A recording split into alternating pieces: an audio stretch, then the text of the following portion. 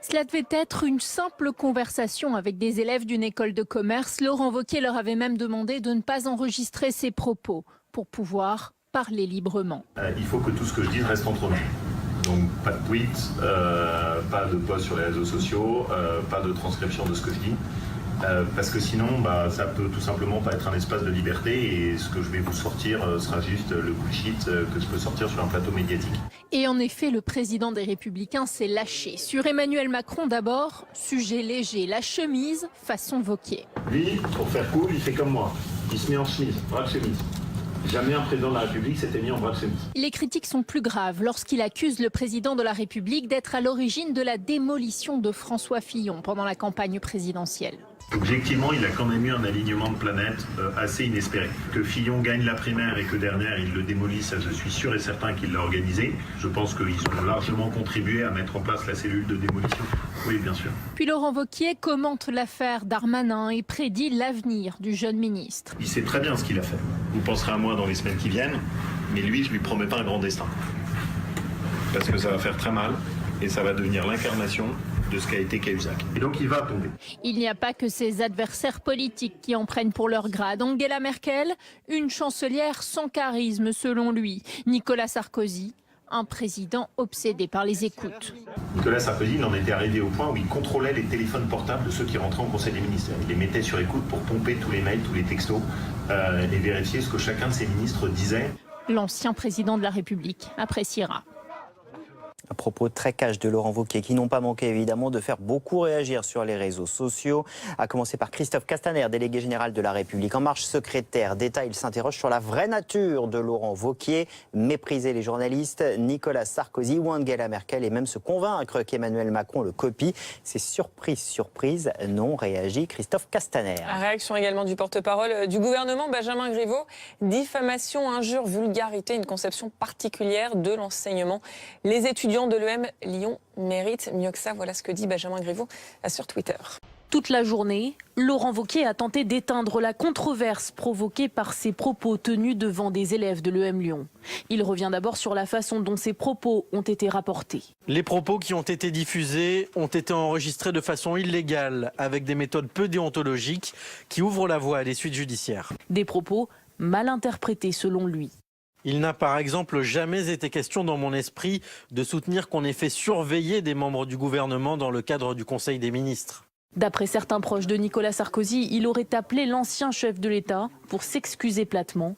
Nicolas Sarkozy a bien pris note de ses excuses. C'est tout à fait incroyable qu'il parle ainsi devant des étudiants.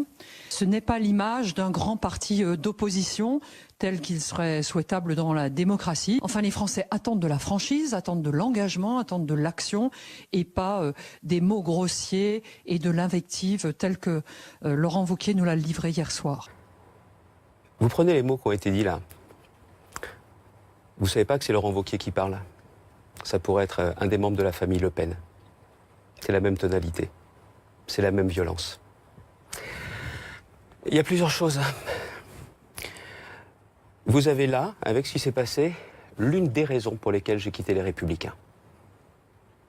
Il y a eu bien évidemment le fait que les dirigeants de ma famille politique n'acceptent pas tous de dire il vaut mieux Emmanuel Macron plutôt que Marine Le Pen.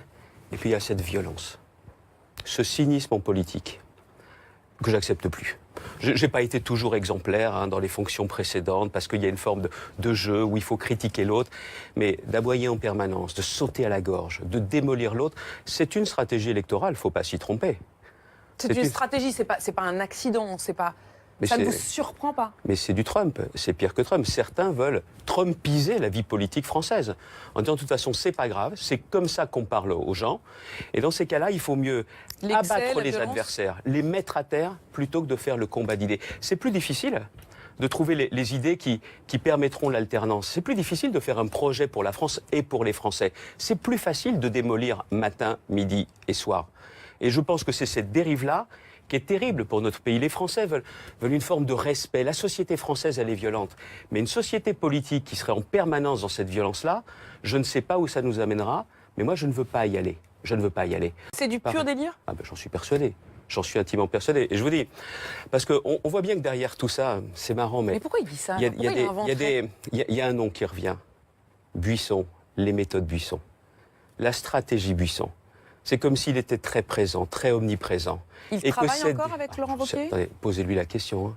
Mais c'est ce que vous Mais on souvent, sent vous bien, entendez, vous comprenez, vous voyez une que méthode cette logique, Buisson cette derrière Laurent stratégie Wauquiez. qui aboutira au final à une forme de fusion avec une forme de l'extrême droite, c'est tout ça. Quand on prend les mêmes thèmes, quand on prend les mêmes termes, quand il y a la même violence, c'est pour nous conduire à cela. Et je refuse cette dérive-là. Que Fillon gagne la primaire et que derrière, Emmanuel Macron, le démolisse, je suis sûr et certain, dit Laurent Wauquiez, qu'Emmanuel Macron l'a organisé. Je pense qu'ils ont largement contribué à mettre en place une cellule de démolition. Est-ce qu'Emmanuel Macron a fait une cellule de démolition pour détruire son adversaire politique? Mais cette théorie du complot, qui a été, si je peux me permettre, un peu démontée, notamment par des reportages que vous avez fait vous-même sur cette antenne. Par contre, je voudrais juste être sûr qu'il n'y a pas aujourd'hui des cellules de démolition, des officines qui sont en activité. Payées par qui, payées comment, ça serait intéressant de le savoir. Où ça, parce que je trouve qu'il y a aujourd'hui beaucoup de coïncidences dans ces torrents de boue qu'il y a aujourd'hui sur la politique. Sur Gérald Darmanin, justement, Laurent Wauquiez dit « il va tomber ». C'est un Cahuzac puissance 10. C'est de la haine? Oui. Il l'a toujours considéré comme un rival potentiel, et encore une fois, les choses sont simples. Vous battez pour des idées, ou vous essayez d'abattre quelqu'un.